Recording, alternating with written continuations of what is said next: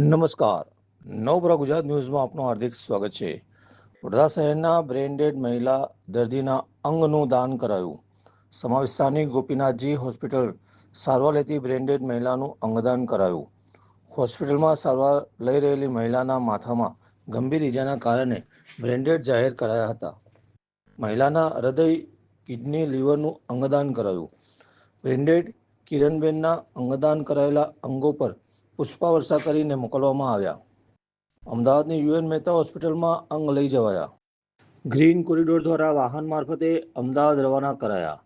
Brain-dead મહિલા કિરણબેનના પરિવારજનોએ અંગદાન માટે સંમત થયા. ગત 20મીના રોજ સમા વિસ્તારના કિરણબેન ખેરવા એક્ટિવા પરથી પડી ગયા હતા. માથામાં ગંભીર ઈજાના કારણે બ્રેઇન-ડેડ કર્યું છે કે મારી થઈ ગયા મમ્મી હતા. આ જીવનમાં નથી, બટ મારી મમ્મી બીજા 4 જીવન જાનમાં અહીં જ ફરશે. તો આ વર્લ્ડમાં તો મારી મમ્મી છે, કોઈ બીજાના શરીરમાં છે પણ છે, એટલે માટે જ અમે ડોનેટ કર્યું છે.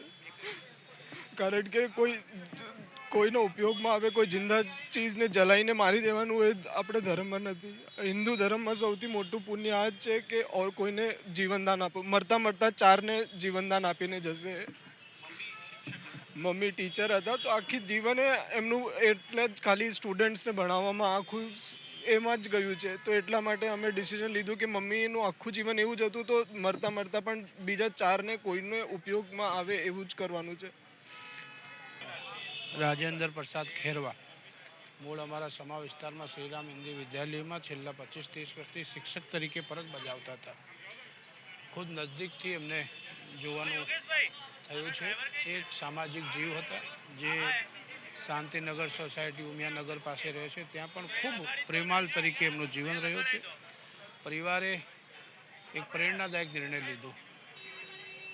એમના ઓર્ગેનનું જે ડોનેટ કરવાનું કાર્ય કર્યું છે એ સમાજ માટે પ્રેરણાદાયક છે.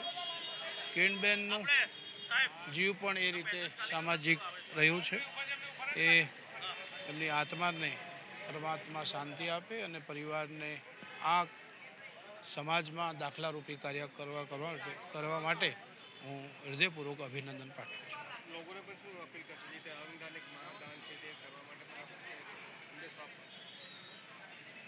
બિલકુલ, અમારા દેશમુખ દાદા સમગ્ર ગુજરાતની અંદર આ એક મુહિમ ચલાવેલી અને એ મુહિમના માધ્યમથી હજારો લાખો લોકોએ દેહદાનના સંકલ્પની સાથે સાથે દેહદાન કર્યું. તો કિરણબેનના પરિવારે પણ આ જે કાર્ય કર્યું છે સમાજ માટે દાખલારૂપી છે. આવા કિસ્સાઓની અંદર એમના જે ઓર્ગેનિક જે છે એ કોઈ જરૂરિયાતમંદને ઉપયોગ થાય એ આસ્થાથી આ કાર્ય કરતા હોઈએ છીએ અને એમનો સદુપયોગ થશે એ ભાવ સાથે સમાજના દરેક વ્યક્તિને આમાં પહેલ કરવું જોઈએ. એ એક પ્રેરણારૂપી દાખલો